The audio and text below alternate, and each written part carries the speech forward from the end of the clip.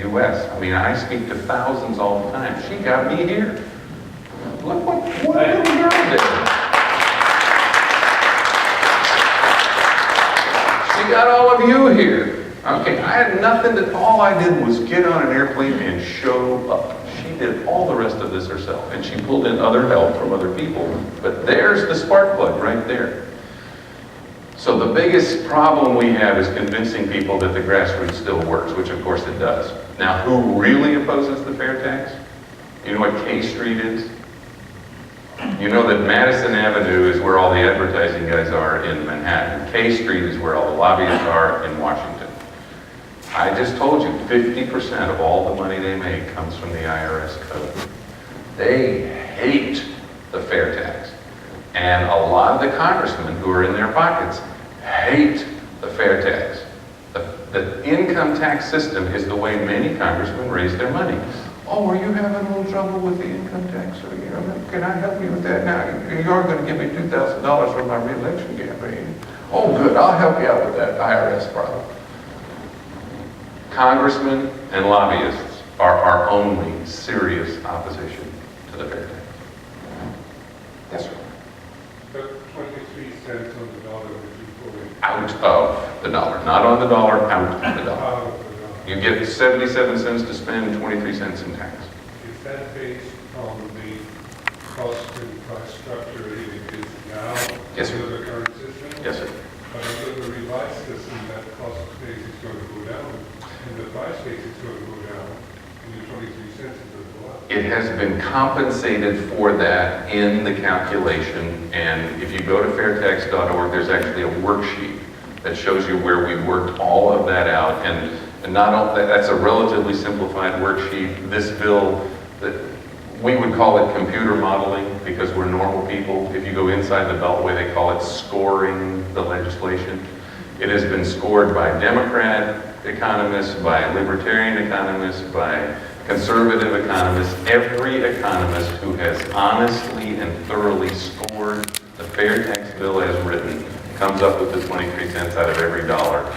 But there is a worksheet on the website, fairtax.org, where you can actually go through and see how they made the adjustments for what you were talking about. But it has been fully and competently and not done overnight by a couple of Harvard interns, okay? It's been done by real people over a decade of research.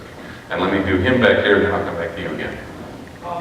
During the campaigns, we only heard fair tax being proposed from the Republican side. Not true. 5 Republicans and 1 Democrat. Mike Gravel, former Democratic senator from Alaska, beloved of the far left wing of the Democratic Party because he's the man who read the Pentagon Papers into the congressional record, spoke articulately about why Democrats and low-income people should support the fair tax. Now, you're right, not Obama. You're right, not Clinton.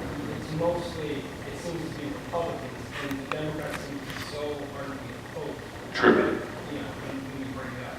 True. Why is that? I'm going to tell you. Yeah. This is a true story. I lived it. 4 years ago, 2 congressional elections ago, the Democratic Congressional Campaign Committee had a single consultant who said, I think if we attack the fair tax, we can elect more Democrats. I don't know who that was. But I know that Nancy Pelosi, Robert Matsui, and Charlie Rangel, who were the head of the DCCC, the Democratic Congressional Campaign Committee, believed this campaign consultant. They raised $20 million, and they went after 55 Republican races, distorting the fair tax in every single one of them, and attempted to beat them with that $20 million, distorting the fair tax based upon the advice of this consultant. I was on the other side at the time. I was the executive director of the Fair Tax Organization. I had $100,000. Okay, so here's Goliath over here with $20 million, and here's David over here with $100,000. And we had 55 races that we did this battle in. How many do you think I lost 2. And the only ones I lost, there was a guy named Max Burns who had won a black district in Georgia in a fluke 2 years before. And they got organized in those 2 years and they beat it. But it had nothing to do with the fair tax. The other one was Phil Crane in Illinois, who lost for another reason entirely. It had nothing to do with the fair tax. So, Nancy Pelosi, Robert Mitsui, Charlie Rangel, this campaign consultant who misled them, $20 million, little Tommy and his fair tax volunteers, and $100,000, we won 53 races. This angered Nancy Pelosi very much. Instead of firing the campaign consultant, she went to every Democrat who was on our bill at the time, and we had 7 of them at the time, and told them, if you don't get off this bill, I will not give you your committee assignment. So Nancy Pelosi held a gun to every Democrat who was with us at the time and took them off the bill. And that's where we lost our obvious, out front Democratic support. That doesn't mean we don't have Democratic support. That doesn't mean they don't work with us. That doesn't mean they're not helpful. That doesn't mean Mike Gravel wasn't out articulately talking about on the presidential trail why the Democratic Party should adopt the fair tax. But that's why we have 1 Democrat to this day on the bill.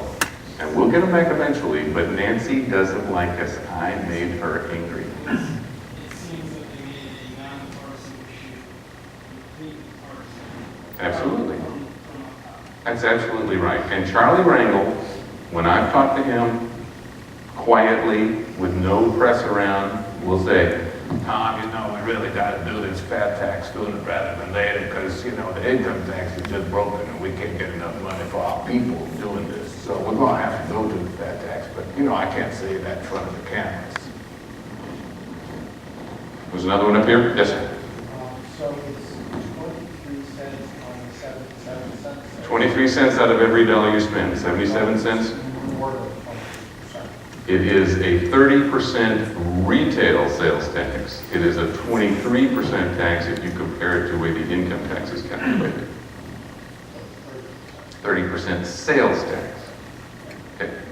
And there's a full discussion of that, markup, net down, and all the confusions that people get into.